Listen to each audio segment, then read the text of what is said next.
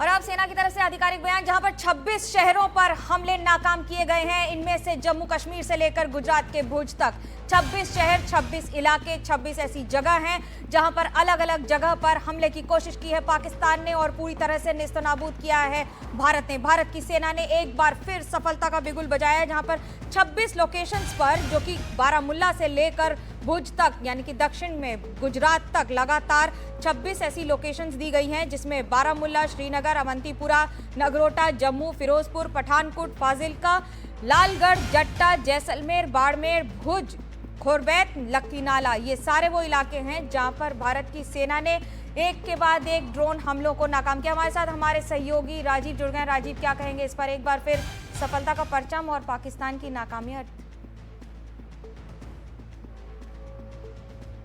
बिल्कुल बिल्कुल सही करें, लेकिन जो पाकिस्तान की जो नापाक कोशिश देखिए कहां से कहां तक, बारामूला से लेकर भुज तक 26 लोकेशन पर जो है पाकिस्तान ने ड्रोन से हमले किए। और सबसे बड़ी बात है कि ये जो ड्रोन से हमले किए गए, मिलिट्री ड्रोन से हमले किए गए हैं जो घातक हो सकते हैं। सिविलियन एरिया के साथ साथ जो मिलिट्री स्टेशन है उन पर घातक हो सकते हैं।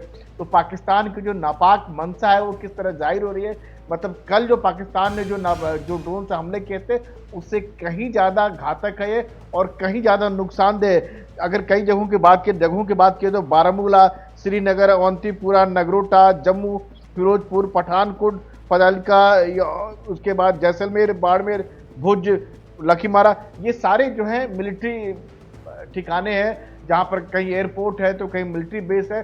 तो पाकिस्तान अब मिलिट्री बेस को टारगेट करने की कोशिश कर रहा है। लेकिन अच्छी बात यह है कि जो हमारा एयर डिफेंस सिस्टम है, जो कारगर सिस्टम है, वो उसको तबाह कर दे रहा है, बर्बाद कर दे रहा है। और जो जानकारी मिल पा रही है ज्यादातर इलाके जो है राजीव एक बात और, कि ज्यादातर इलाके तो सीमावर्ती हैं, क्योंकि जहां जम्मू कश्मीर के इलाके से लेकर आप गुजरात तक की बात करें तो भुज हो या फिर बाकी सारे इलाके हो, ये रिहायशी इलाके भी हैं, ये सीमावर्ती इलाके भी हैं।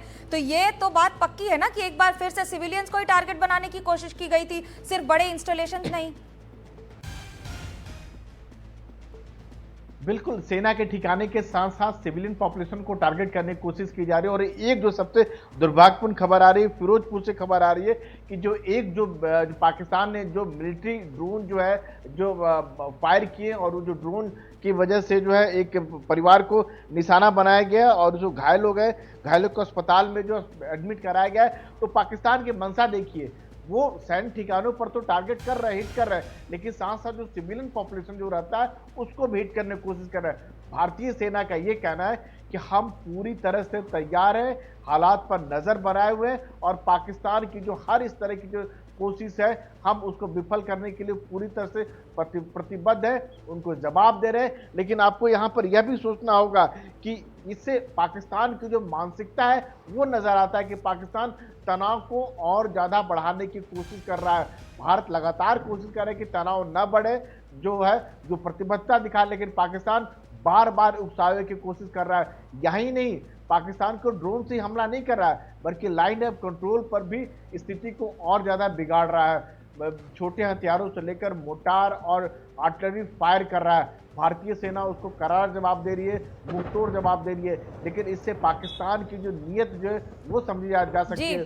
शुरुआत जो भारत ने किया था, भारत का कहना था 22 अप्रैल को जिस तरह से आपने पहलगाम के निर्दोष सैलानियों पर, राजीव, हम रणवीर के पास जाएंगे। रणवीर पठानकोट से जुड़े हुए हैं। रणवीर, वहां पर भी अंधेरा किया हुआ है, वहां पर भी इसी तरह की स्थिति बनी हुई है, क्या देख रहे हैं आप? क्योंकि अब तो सभी इलाकों में लोगों को कंप्लीटली बोल दिया गया है घरों में रहें, सुरक्षित रहें, लाइट्स ना जलाएं, अपनी खिड़कियों और दरवाजों से दूर रहें और किसी भी तरह की स्थिति में जितना संभव हो सके इंडोर रहें। ये तो फिर से एक बार अभी हिदायत आ गई है सेना से भी।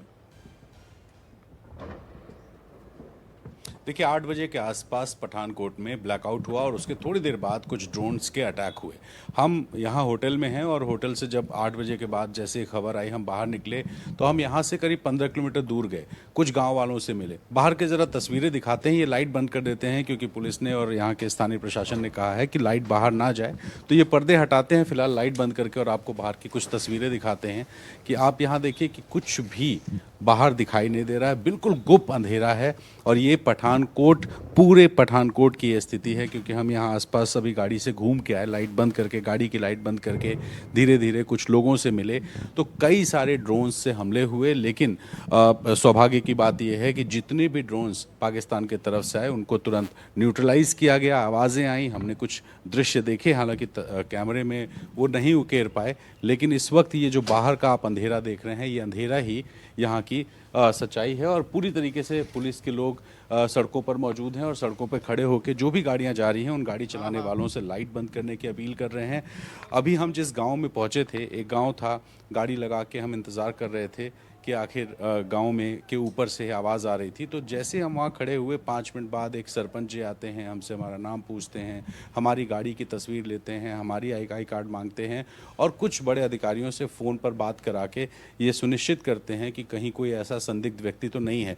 तो न सिर्फ एयरफोर्स, न सिर्फ आर्मी, न सिर्फ पुलिस, बल्कि आम लोग भी जिस तरीके से सजग हैं, ये बताता है कि किस तरह के हालात हैं। और जो लोग हैं यहाँ पर घरों के अंदर मौजूद हैं, लगातार आवाज़ें रुक रुक के आ रही हैं। 8 बजे के आसपास 5 आवाज़ें आई, फिर 10 मिनट के अंतराल बाद फिर 5 आवाज़ें आई, उसके बाद एकाएक बहुत सी आवाज़ें आई थी और फिर लगभग 40 से 45 मिनट तक आवाज़ बंद हो गई और फिर कुछ ड्रोन्स के हमले हुए। लेकिन सब के सब अब तक जो जानकारी है कि न्यूट्रलाइज कर लिए गए थे और यहाँ पर लोगों को घरों के अंदर रहने को कहा गया है। जो गाड़ियाँ चल रही हैं उन गाड़ियों को कहा जा रहा है कि जल्दी से जल्दी अपने घर पहुँचिए और अगर कहीं नहीं जा रहे हैं तो गाड़ी लगा के तसल्ली से बैठ जाइए, लेकिन लाइट जलाने की या बहुत ज़्यादा मूवमेंट करने की ज़रूरत नहीं है। रणबीर, एक चीज़ और बताइए कि 11:20 का वक्त हो गया है इस वक्त, और ये भी बताइए कि धमाके कितनी देर पहले बंद हो गए थे, क्योंकि आपने कहा कि थोड़ी देर पहले धमाके हुए थे, उसके बाद सुनाई नहीं दिए। देखिए, हमने जो अलग अलग टाइम पे सुना था, 8:30 के आसपास हुआ, फिर 8:40 के आसपास हुआ, उसके बाद करीब 15-20 मिनट के बाद 9 बजे के आसपास हुआ। 9 बजे के आसपास जो हुआ था उसमें बहुत सी आवाज़ें आई थी। फिर 10 से 10:30 के बीच में हमने कुछ आवाज़ें सुनी। हालांकि उसके बाद से यहाँ पर बिल्कुल अभी शांति है। हम लगातार ये होटल के छत पे जा रहे हैं, जाके खड़े होकर मुआयना कर रहे हैं, देख रहे हैं, इस बात को पता करने की कोशिश कर रहे हैं कि कहीं कुछ हुआ तो नहीं। लेकिन अभी फ़िलहाल यहाँ पर लगभग मान के चलिए 1 घंटे से ऐसी कोई आवाज़ नहीं आई है। लेकिन बावजूद उसके पूरी तरीके से ब्लैकआउट है, सड़कों पर सन्नाटा है, घोषित कर्फ्यू है। पुलिस के लोग अपनी जो चौकियां हैं वहां पर बैठे हैं, आने जाने वालों को रोक रहे हैं, गाड़ियों को लाइट बंद करने को कह रहे हैं। और जो गांव के लोग हैं वो घरों के अंदर जगे हुए हैं। और हमारे जैसे लोग, जैसा मैंने बताया कि जब गाड़ी लेके गाँव में खाली जगह पर, सूनी जगह पर खड़े थे इस इंतज़ार में कि शायद ऊपर से कुछ तस्वीरें हमें मिलेंगी, तो उस वक्त अचानक गांव के प्रधान आते हैं और हमसे हमारी पहचान पूछते हैं, अधिकारियों से हमारी बात कराते हैं। यानी कि गांव के लोग घर के अंदर ज़रूर हैं, लेकिन घर के अंदर बैठे सजग हैं। और यही सजगता है कि यहाँ पर फिलहाल स्थिति रणवीर ये भी तो बताता है ना कि किस तरह से रणवीर ये भी बताता है ना कि किस तरह से सिर्फ सेना की जिम्मेदारी नहीं है, हर नागरिक एक सैनिक है और हर नागरिक की जिम्मेदारी है सेना के साथ, भारत के साथ इस समय खड़ा रहना, भारत की अक्षुण्णता के साथ खड़ा रहना। एक बार और आपको बता दें अभी की सबसे बड़ी खबर, जिन 26 जगहों पर ड्रोन के हमले हुए हैं उनमें बारामूला, श्रीनगर, अवंतीपुरा, नगरोटा, फिरोजपुर, पठानकोट, फाजिल्का, लालगढ़, जट्टा, जैसलमेर, बाड़मेर, भुज, कॉर्बेट और उसके साथ साथ लखी नाला है।